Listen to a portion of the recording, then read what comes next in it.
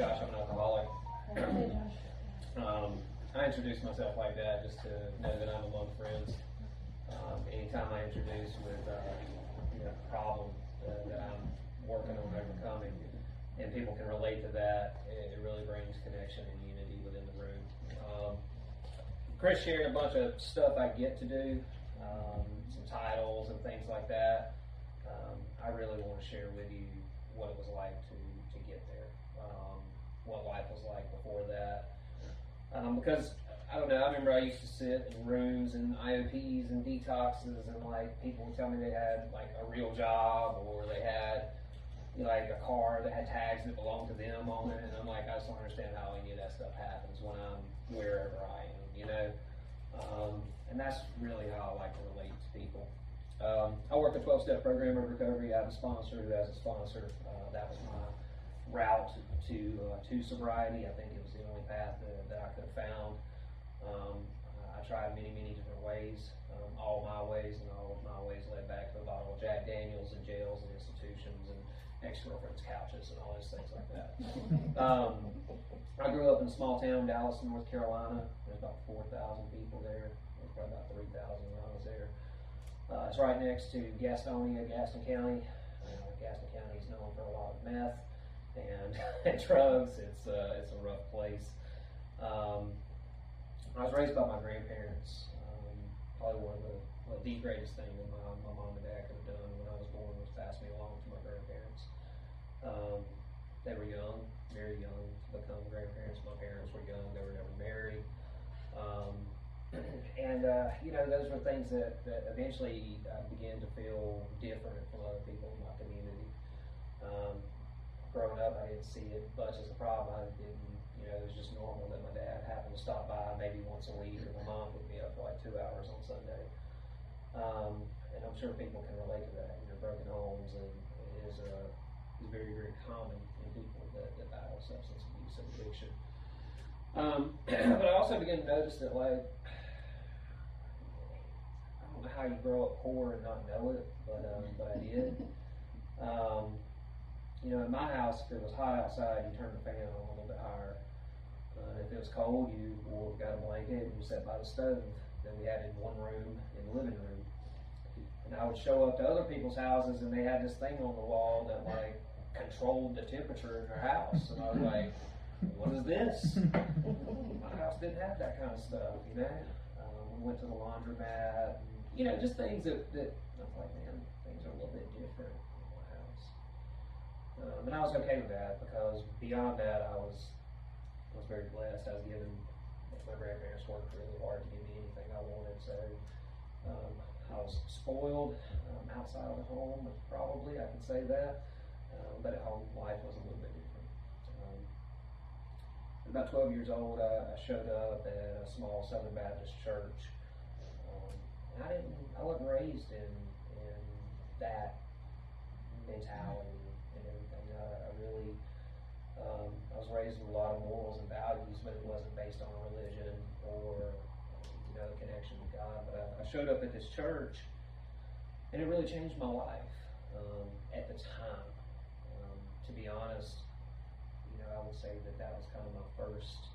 I don't like the word addiction, because addiction sounds negative, but it was kind of my first infatuation. I showed up at church at a young age because I liked the effect produced. Maybe you've heard that before. I liked the effect produced by going to this church, and it began to be a pattern in my life that anytime I was interested in something, I was all in.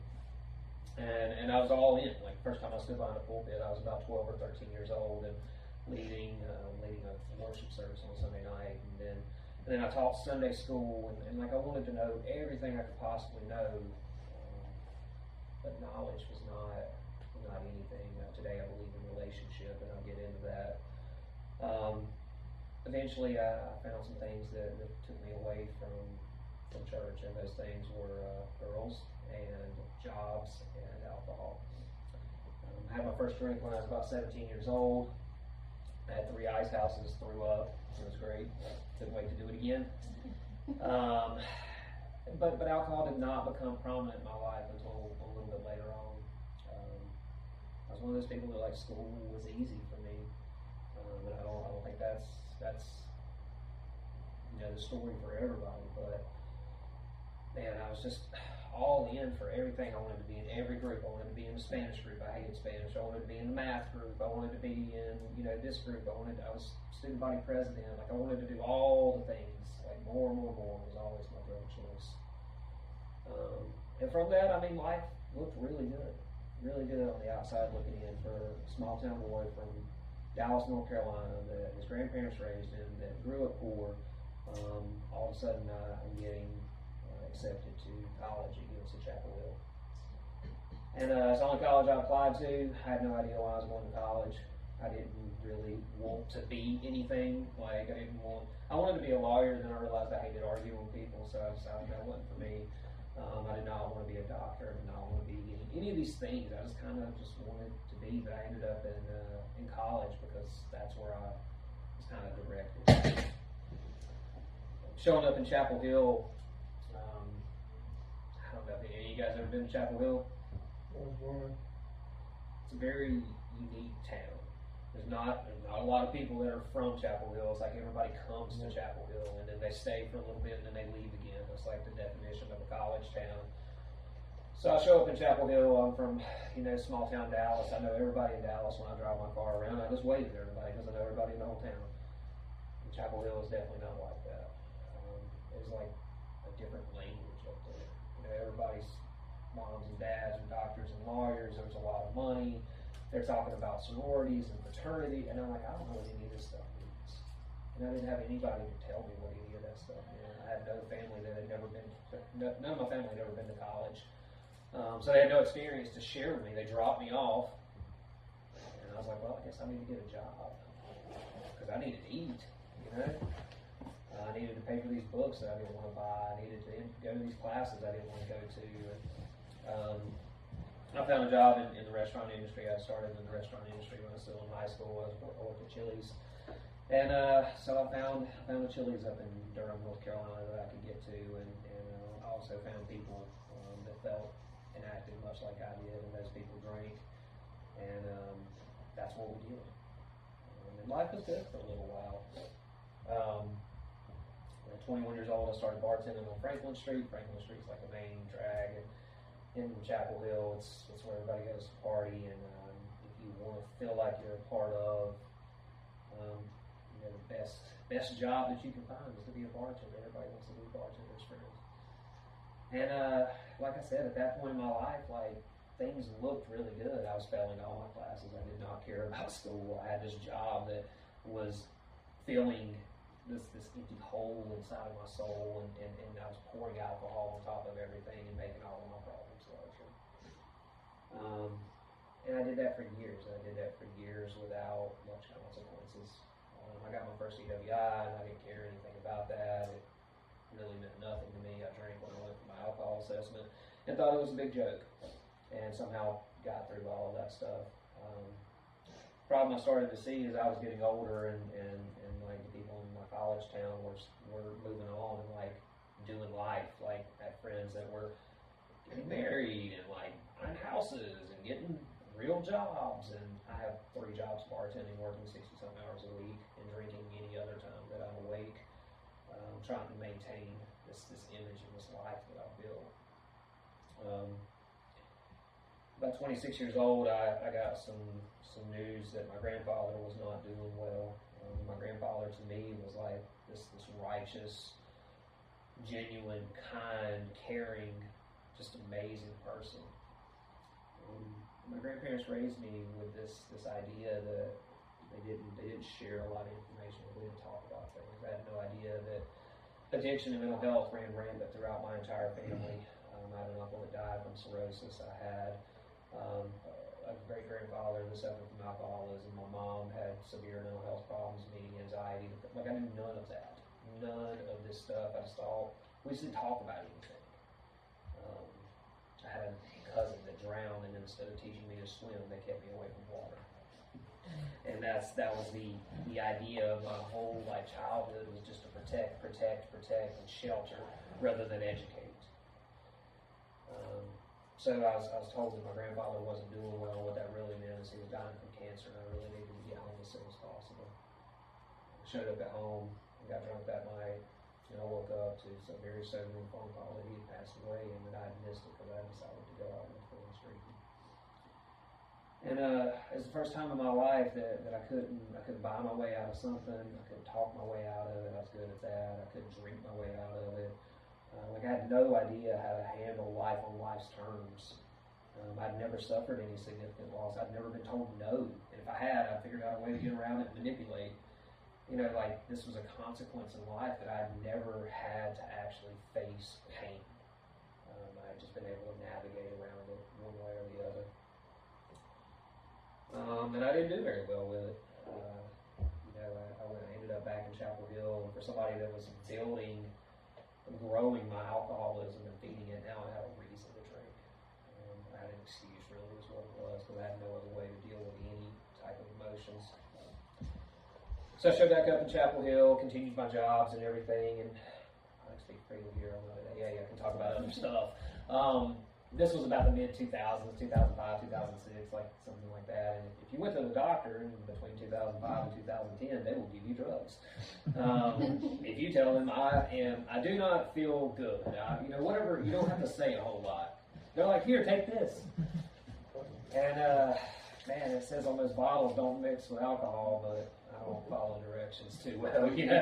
I found if you mix with alcohol, it works even better. So you don't. You time travel and don't know what happened for 3 days. A good way to really plummet your life is mix alcoholism with pills and addiction. And I was doing a pretty good job of that. At that point, I was managing a 3-story bar in Chapel Hill. Like I was the boss. I had the keys.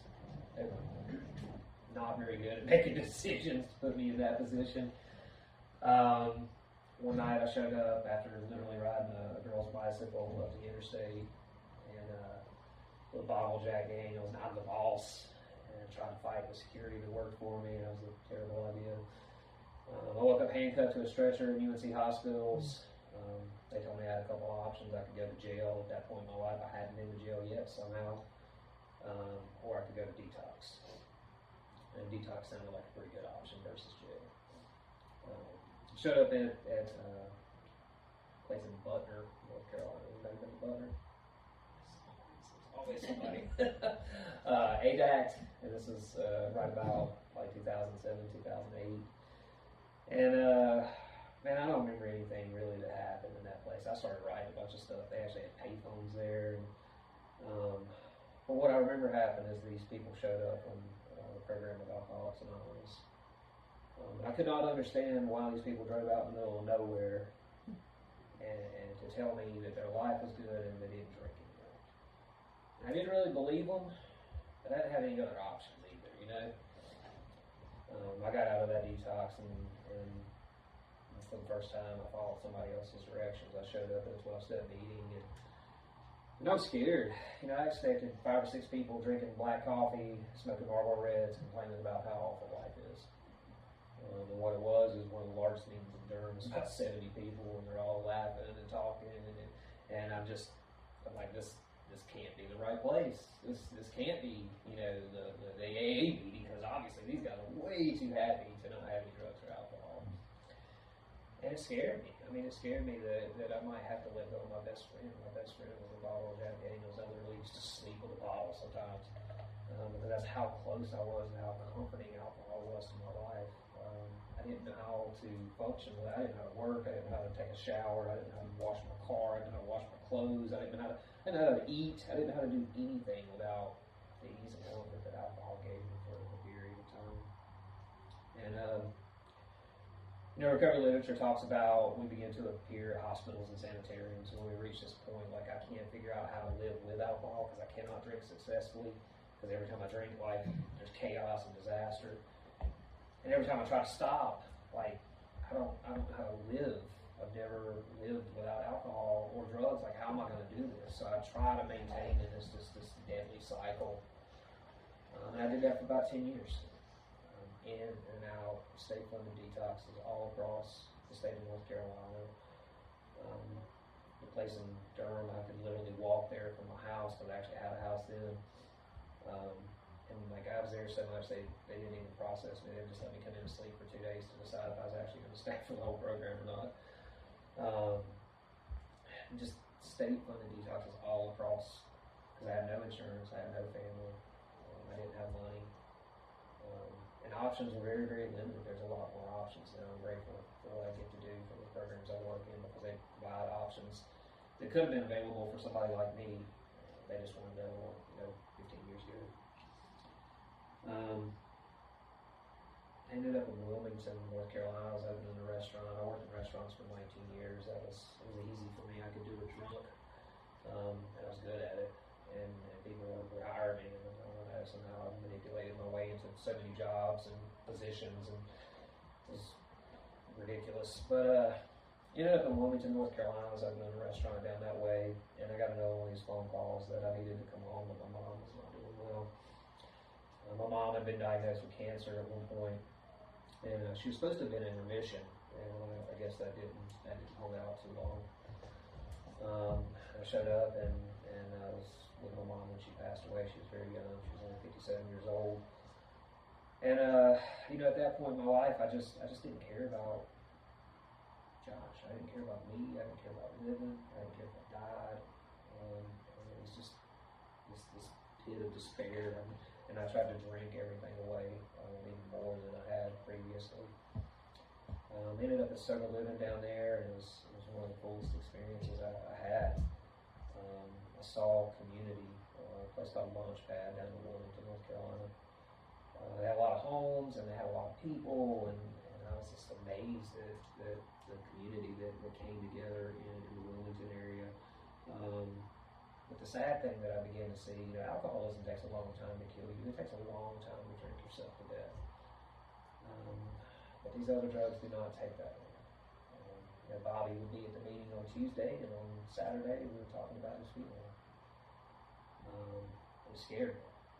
The only thing I did right in active addiction is I became afraid of other substances. I didn't mix pain pills and alcohol, and at that point heroin was actually still around. Fentanyl hadn't hit the scene yet. But it scared me. It scared me to see this guy that lived in my house, and then the next week he's dead because he decided to do whatever he decided to do. Ended up back in Gaston County after that. I had some legal problems that I was trying to handle, and ended up at a place called the Flynn Home. And that's really where I began to see the true fellowship of Alcoholics Anonymous. I began to see sponsorship actually work in people's lives, and people actually building their life. And for me, I was in my mid-30s at that point, and I was just beaten down and tired of doing this. 10 years ago, I'd been a new student at UNC Chapel Hill, and life had a very bright outlook, and all of a sudden I don't have a house. I can barely maintain a job. My health was bad. I was beating myself up. 2017, I woke up in a jail cell in Gaston County wearing a turtle suit. I always get laughter from that. That's my favorite part of my story is the reaction from, because somebody's like, I've been in one. See? There's always somebody from ADAC, and always for see. 3 days. Yes. Yeah, that's just no doubt. Yeah, I woke up and I'm like, what is this? Make you shit in a hole in the floor. I was in I think where they talk to lawyers, and I just woke up, there's like fluorescent lights looking down, and I didn't know why I was there, I didn't know what I got arrested for, I didn't really care at that point. Man, I tell you what, though, it was a sense of peace. It's amazing that you can feel peace and freedom in jail, because I knew I couldn't chase that next one. There was no finding that next drink or next drug. I was stuck, and I needed that. I absolutely needed that. For me, faith is a large part of my story, and I firmly believe that God put me in that position to speak to me, because I wasn't going to stop. I was going to try. I was too smart to get sober. I thought I knew all the answers. It's funny. The people I get to work with now, I see that a lot, and I'm like, man, just if you follow directions, you can stay sober. I have a terrible following directions. And I just spent a lot of time in jail. I'm not some, I'm not gonna tell you, I've worked with guys literally that have done years and years in solitary and hard time, but I did enough, it gets your attention. I spent about 70 days in jail, and really worried about what was going to happen. I was actually facing some pretty intense, assault charges. I had no clue even how it happened. But things worked out, I did get out, I got a plea, but in that time in jail, for me, was a time of reflection. It was a time for me to step one in my life, that accepting my life was unmanageable, that I was powerless over this drug, that I wasn't going to figure out a way to manage my life and drink alcohol. For me, it was a time for me to begin talking to God about the things that I had done and to take responsibility. I'd played the victim role for so long. I've discovered over time that victims don't get sober. I had to let go of that mentality. I had to decide that and face the fact that I played a role in my life. And if I played a role in my life, then I could make some better decisions, and it could probably lead to a better future. I got out of jail, and it tells us we have no effective mental defense against the first drink. And within 24 hours, I was drunk again because I forgot so quickly how bad things were. I ran for a couple more weeks, and I ended up in Charlotte, North Carolina. I had my last drink in the parking lot of Libya Detox in February 26, 2017. And I went into a couple different detoxes. I bounced from hospital to hospital because I had seizures and all. I was just a mess. The detox wouldn't take me because they weren't a medical detox. I didn't have insurance. I couldn't get to another detox. The hospital took me and they discharged me. And then I had to go, I know all these loops that we try to go through. And it's why, it's one of the barriers that we face that people don't get sober. I went to this hospital and they told me to leave. I went to this detox and they told me to leave. I've been here and they told, everywhere I went, everybody told me to leave except for Alcoholics Anonymous. They told me to keep coming back. There's very few places that I would show up that welcomed me, and I began to find community and connection in the rooms. And I don't care what fellowship you go to, it doesn't matter to me. The 12 steps lead to a better life, and they lead to a spiritual connection. That's exactly what they're designed for. My experience just happens to be in AA, and that's where I found it. I started showing up in church because it was required where I was, and I began to build and cultivate this relationship with a God that I actually thought cared about me. For so many years, I blamed God for everything He did in my life, but I never talked to Him about anything. I blamed Him for my grandfather dying. I blamed Him for my mom dying. I blamed Him for the situations I had put myself in. I blamed Him for the eviction notice on my door and no power and all that stuff. Those are things that just happen, and I can use that today. It's useful. It's a way that I connect with people, and then some of those things are just my stupidity. I convinced myself at one point that I liked beer warm because I didn't have power to run the refrigerator, and that's me lowering my standards and the things that I accept in my life to meet the level of my addiction. And I think we all do that at some point because it's easier to accept where life is than to make some changes to build myself back up. Charlotte has this amazing recovery community. They really do. I tried to get sober in Wilmington. I tried to get sober in Durham. I tried to get sober in, some other little towns in Gaston County. And I think that it was just the timing that was right. I believe when the student was ready, the teacher appears. And I reached out and I made a connection with a guy that I knew nothing about. I saw him pick up a 1-year chip, and he had some tattoos. And I was like, sweet, I'm going to ask him to sponsor me. What I come to find out is that guy was raised by his grandparents. I was raised by my grandparents. He had worked in the restaurant industry for 20 years. I'd been in it for 17 at that time. He lived on the same street that I lived on, and I had no idea. I knew none of this when I asked for his help. I literally just asked him to work with me.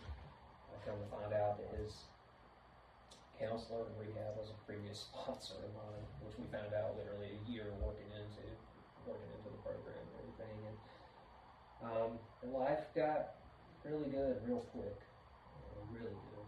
I began to just work on me, and we worked through a 12-step program. At a year sober, I began volunteering at a treatment facility that had just opened. I knew nothing about it. I've never worked in treatment, but I was a psychology major and I love people. I showed up on Fridays for a long time and brought gratitude meetings. People probably hated it when I came because I did not want to talk about gratitude. I became a part-time overnight tech because that's all I could work at that time. I had another job because I needed to make more than I could make working in recovery, and it granted me the opportunity to serve people. I used to bring a big book study into our housing on Sunday nights where I'm a writer, actually.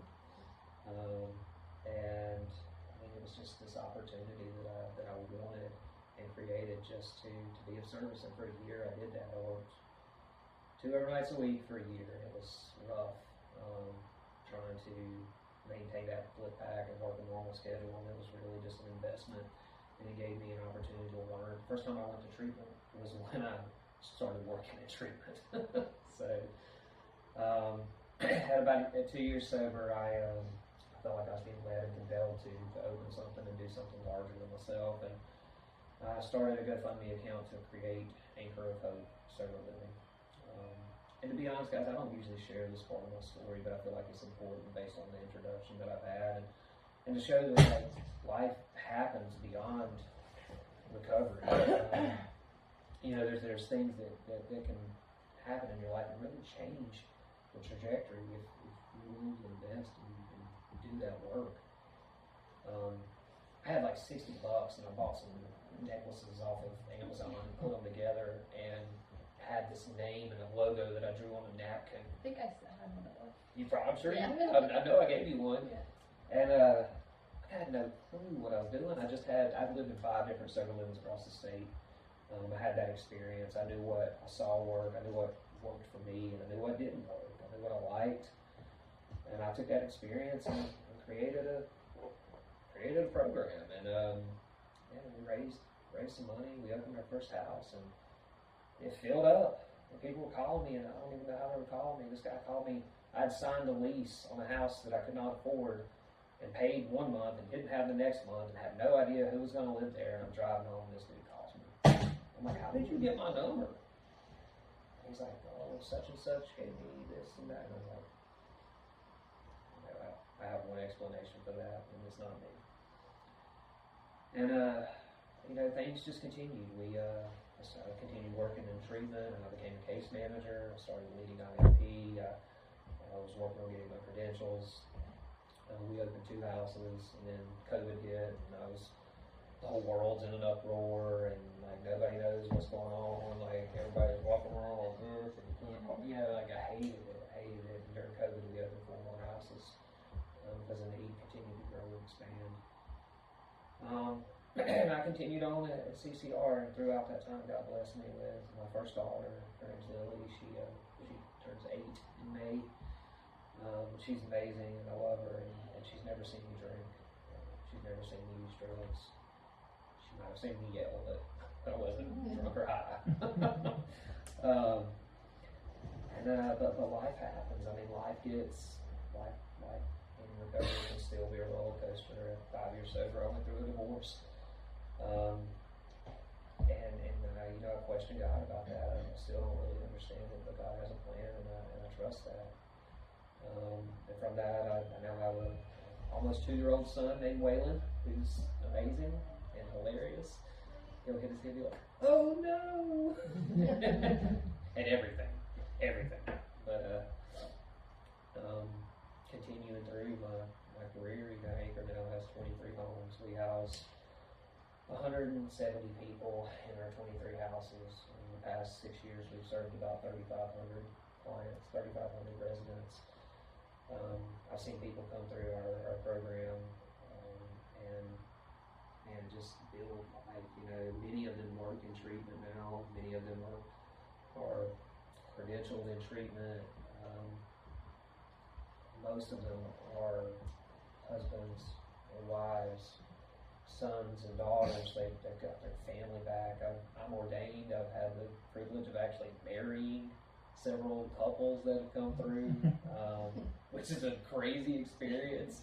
I had two that came through. I was their therapist in IOP, and they ended up getting into a relationship about a year after, and I did their wedding on top of a mountain last year. And it was like, this is breezy, you know?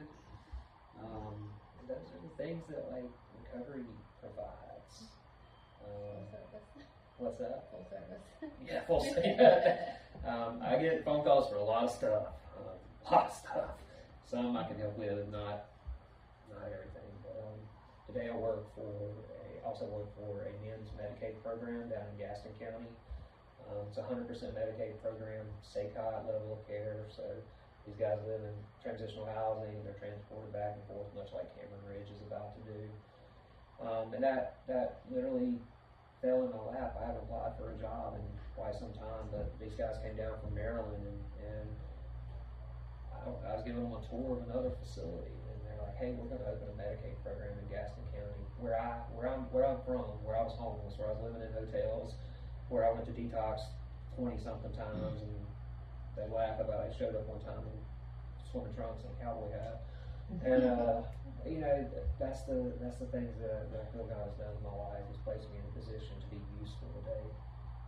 My definition of recovery is to restore to a state of usefulness.